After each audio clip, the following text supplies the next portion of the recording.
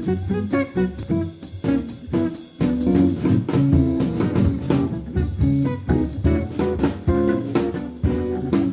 back. We're live again on the fantastic Cronulla Jazz and Blues Festival podcast. You know what? Billy Joel sung about the piano man. We don't have one of those, you know, but we've got a trumpet man, and he's a fantastic interpreter of jazz and blues and New Orleans soul, and he's going to bring it all, not once, but twice, to the fantastic Cronulla Jazz and Blues Festival last weekend of May. So let's get the man himself on the line. Eamon Dilworth, welcome to the show. Thanks for your time tonight. Hey, thanks for having me. Great to be here. I'm going to ask you about your shows and the bands you're performing with there, but I want to ask a question I always like to ask musicians and performers. Where did you and the trumpet first meet? Oh, I've been doing it longer than I've been doing anything else. It wasn't my first instrument. I was actually the first on a violin, but I'm sort of the product of school bands and playing in these sort of combined school ensembles and all that. But officially when I was 8 years old, and I just had my 38th birthday, which marked 30 years of playing the trumpet, which I only remember because I got an award for turning 8 at band camp. Wow. Do you remember that music teacher's name? Going all the way back? Well, it's funny actually because I work in Cronulla. I teach at St. Aloysius Primary School and OLMC. I work for the Amadeus program. And actually, one of my original trumpet teacher also works in the Amadeus program, which is like sort of such a wild thing. So. Full circle, hey? Yeah. Yeah. I remember my teacher's name. His first name is Yuri. I know Yuri Nadeiak, I think was his surname. And he broke my heart because all I wanted to do was be a saxophone player. Yeah. Like Clarence from Springsteen's band. All I wanted to do. I rocked up. He says, "Oh, you'll have the braces. No good for you. I'll come back next year." And I'm like, "Brother, the braces are for 3 years. I've got no chance." So it broke my heart and tore them up into shreds straight away. So a good lasting impression, maybe not. But it sounds like your guy was definitely on the money with introducing you to the instrument. I mean, it's funny. I was a terrible student. I just went and did my own thing and never had regular lessons. I mean, I should have. I just annoyed everybody, but it managed to work out anyway. But there's so many people that know famous musicians that like that, you know, and it's remarkable. Like, I think sometimes that lends itself better to a better musician because you're playing off that ear and that knowledge, and you have to, especially with jazz and blues, it's about interpretation, isn't it? I grew up, you know, it's funny, the early memories all going to see James Morrison play, and you know, it was you know, I saw him all the time, like, and that was one of the things that we were really lucky growing up here in Sydney was. He played all the time. It's funny, I didn't realize it at the time, having access to someone of that caliber. And then sort of, you know, on your musical journey, you go and check out all this other stuff. But sort of came, I think in my later, sort of, I guess in my more, you know, recent times, really appreciated how good that was, the access to having that. And, you know, having someone that was not only an incredible performer, but also a great entertainer. He also looks exactly the same as he did 30 years ago, too. He's got that fountain of youth, you know. Okay, for a musician, that's a remarkable thing to do. Yeah. So, let's start with the Crawfish. Correct me if I pronounce it incorrectly. I've been doing this tongue twister all day. The Crawfish Po'Boy? Yeah, the Crawfish Po'Boys.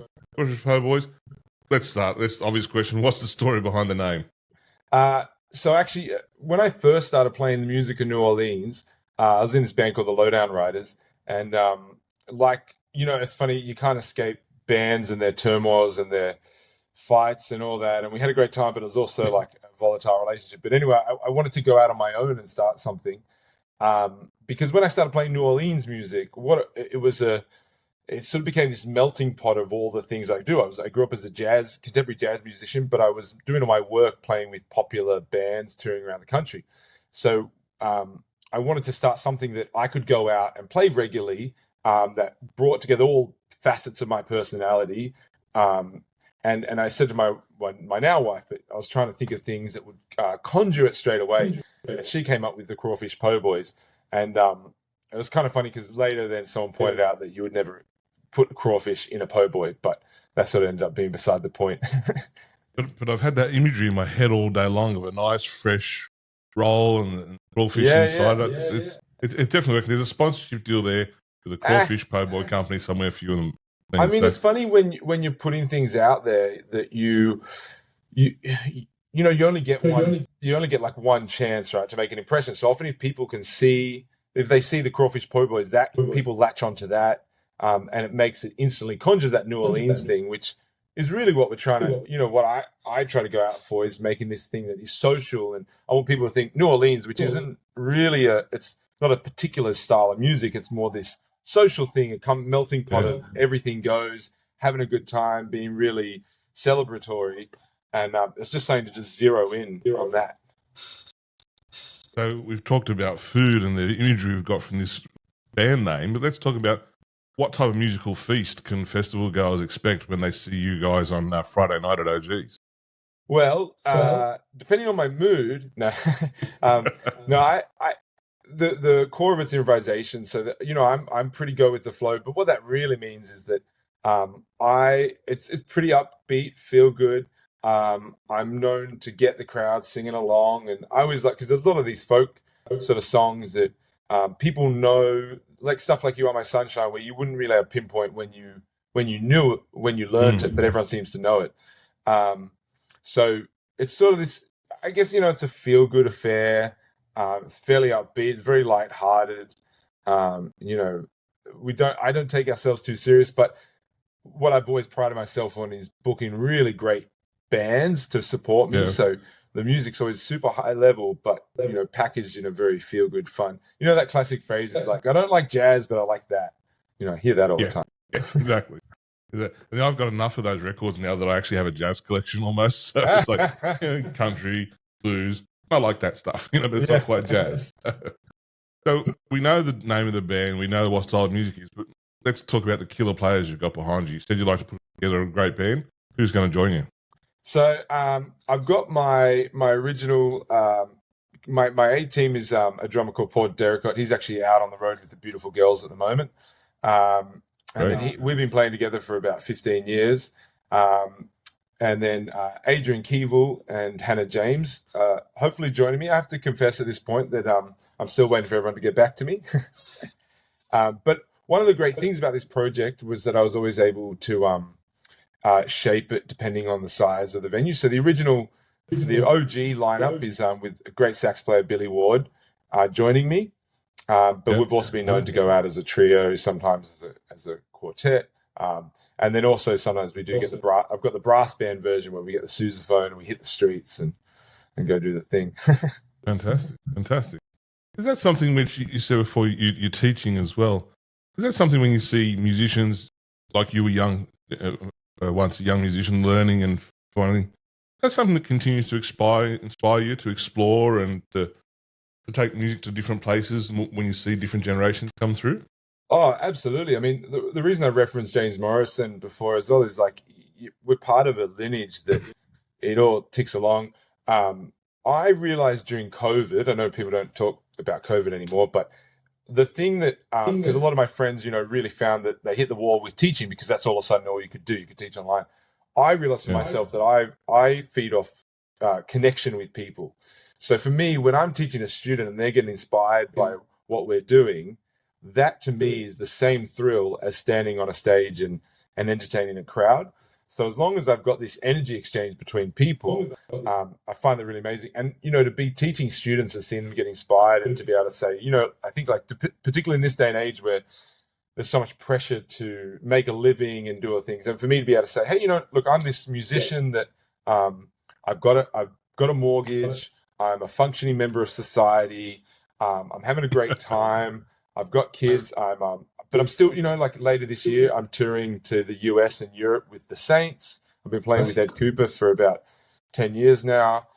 So it's important to me that I can demonstrate that like this pursuit can both be fun and just like, the tangible, I guess like sort of the tangible effects of playing music and having creativity in your life, but also you can pursue it at a high level and it still work and be successful. You can kind of create your own thing, anything you want of it. And, seeing kids just like watching their brains tick and watch it go on, I'm at a point in my career where I always thought I was the young musician, but like I'm sort of getting a bit older. I teach at a university and teach in schools, and you don't realize that people are watching you all the time, whether they're talking to you or not. And so there is a slight responsibility as being an informal mentor, where you have to always make sure you're putting on the best display of not only musicianship but professionalism, and it's great to be part of the lineage. So we've got one performance then on the Friday night with the Crawfish Po'Boys. I'm going to get that right by the end of the festival. Yeah. And then we're going to flip the coin, and you're going to be performing with Clayton Doley with Shonkytonk on Sunday. Tell us a bit about Shonkytonk. Well, I always loved the idea of a honky tonk bar where, it's just rattling feel-good songs, on a really terrible beat-up piano. Again, staying in this, like, I think for me, where my voice and my style sort of sits in that Americana, New Orleans sort of area, it's very all-encompassing. But this, we'll kind of play a few more Beatles songs and, some Bob Marley or whatever, and do some, some pop songs in that style. But it went Shonkytonk because, again, it's like, meant to kind of hark back to this idea of honky-tonk bars in both Nashville and New Orleans. But, because we do just get, like, Clayton and I have been playing together for a long time. We don't really talk about it. We just get together and play, and we trade one for one. I'll sing a song, he'll sing a song, and it really is just see what happens. And I love that informality of it. It's only a duo, so we can kind of hole up in a corner of a bar and rock out. I just think, like, the most exciting thing for me with music is when it's got that level of improvisation. It's got this kind of spontaneity and this sort of I dare you thing about it. You don't, like, if you see us 2 nights in a row, it's just not going to be the same thing, but it's still like the energy is going to still be effective. And But I think what you're saying is quite right there about just putting it together or making it up as you go along almost. As a music fan, I always know the best nights are the ones you didn't expect for, but you didn't plan for. You just went and saw a band and you had an amazing night.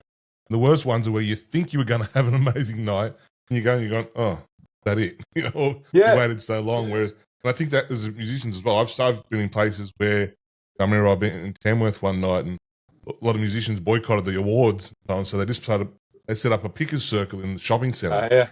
And it was the most amazing, like Kevin Bennett and Pete Dennehy and these amazing musicians. Like, just like, we've got the Chinese takeaway there in the food court, and about 15 of these pickers are all sitting around. I've seen similar things like in New Orleans and in Nashville. I can't remember the names of the place because they were late nights, but and I think that improvisation has often been associated with jazz and interpretation, both with jazz and blues. But I think it's music in general is just that let it flow. Bowie said, music's like water; it just flows, and it's always going to be there for us. So I think you've really nailed that too. And you talk about an old beat up piano where you've got the you've got the one man who can put the defibrillator on any old beat up piano and just almost make it come alive. So Dr. Doley, report to stage one. So got a great one there.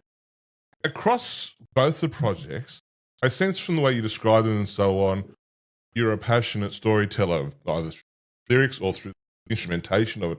Is that something which you identify with as being? It's funny how you view yourself and how you get spoken about can be different things. But I'm definitely, when I teach, I love going on a sermon. I love metaphors and it's funny. I do love the storytelling aspect. I think my trumpet playing got a whole lot better when I started singing. I love learning lyrics to songs, but it's funny. I think where my hesitation to say I'm a storyteller is that I don't like getting too serious on the front. So what I love about some of the New Orleans songs, they're talking about like, I love my wife, but I love being single better. You're so great, but I'll be glad when you're gone, sort of stuff. And it's all sort of tongue in cheek. And when I write my own songs, I think for myself, try to address a broad issue, about traveling or, love or heartbreak, but trying to keep it really surface level and light, because I also don't love when people. I like having deep conversations with people in my personal life, but when I'm on stage, sometimes I like sort of deliberately trying to stay a bit shallow, even though there might be deeper undertones. I hope that makes sense. I love when people. Some people, I see them get up and they are so genuine on the microphone. And when they talk and they tell these really heartfelt stories, and that I love going to watch those. And I think maybe for me, I personally don't do that. I'm almost more like I can go into a character, and you know, maybe I'm giving away that it makes me sound fake, but it's just a funny, you know, I love the idea of a purpose and a story, but not necessarily telling my own verbatim stories. As a songwriter, do you think that you have to be sad to write a sad song and happy to write a happy song? No, but I think no one wants to hear how good your life is. That's true. You know, it's like, because I battle with this, right? Like I used to write a lot of I wrote a song about my son that was like a couple of years ago, and you know, that was that's pretty easy, right? You can write about the impact of your first son coming into your life and the trials and tribulations. I did write a song recently, but it's funny because I kind of go, it's really hard to write like, hey, you know what? Like I'm mid-30s, got a nice house. I go to the beach every day. I run up and down the road. I hang out with my wife. We get along pretty well. Like it's sort of hard, you know, it's a bit good and happy at the moment, you know? So I think definitely it's easier to focus on the harder things and write about that sadness.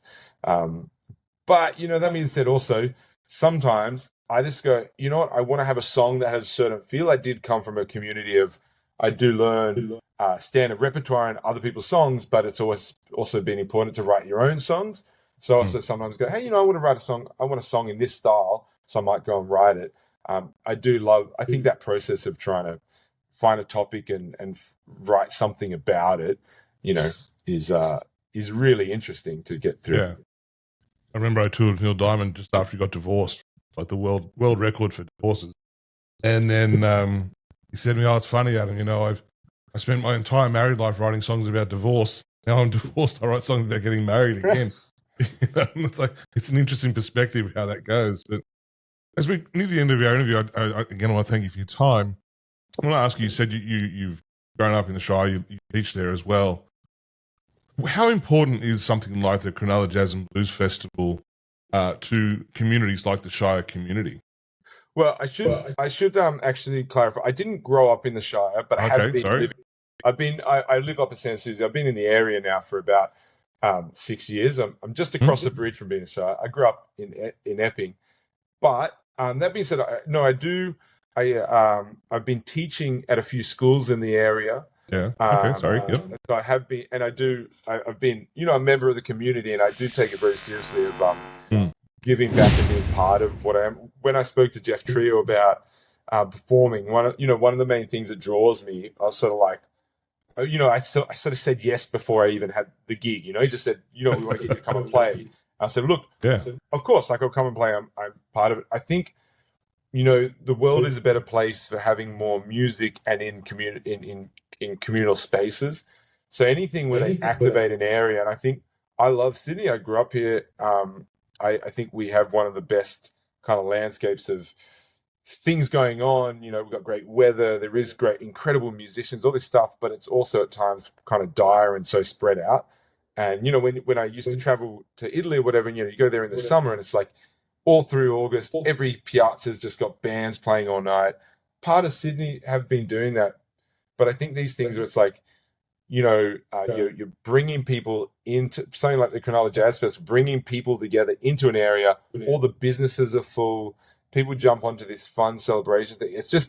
It's incredibly important for us all coming together, because when they say fix community issues, like what's going on in the world, it's like, well, if you bring us all together with music, you're just not going to have problems. You know, it's a way to make everyone happier and solve a lot of shit. Last year, it rained like never before. I think there was Noah in the Ark, and then there was the 2024 Cronulla Festival.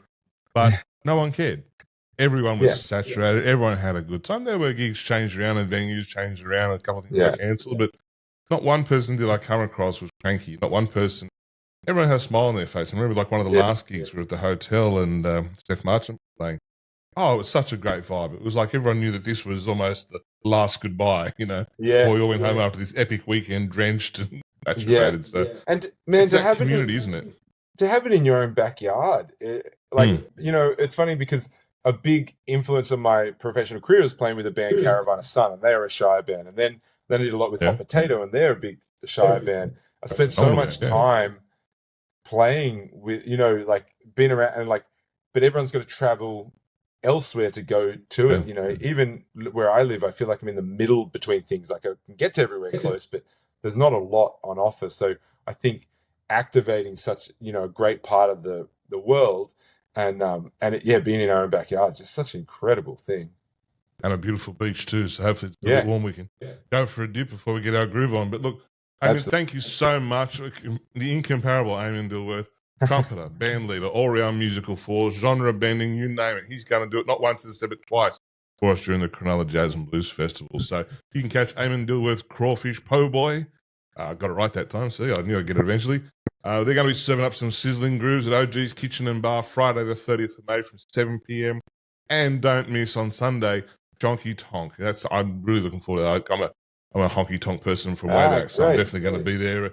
Clayton Doley, Eamon Dilworth, Sunday 1st of June is part of the festival's unforgettable closing days. So, as always, fantastic to meet new people. We can't wait to see you both nights in the Shire in a few weeks. Thanks for your time. Thanks, guys. If you like the podcast, follow Eamon online on his socials, follow the festival, and follow Crowdcast and all our efforts to get music out to the world, not just from the Shire, but all around the world. To hear fantastic music we find and love and come together to celebrate as we will the last weekend of May. So, Eamon, thanks so much. We'll see you by the sea in a few weeks' time. Absolute pleasure. Thanks, Adam. See you later.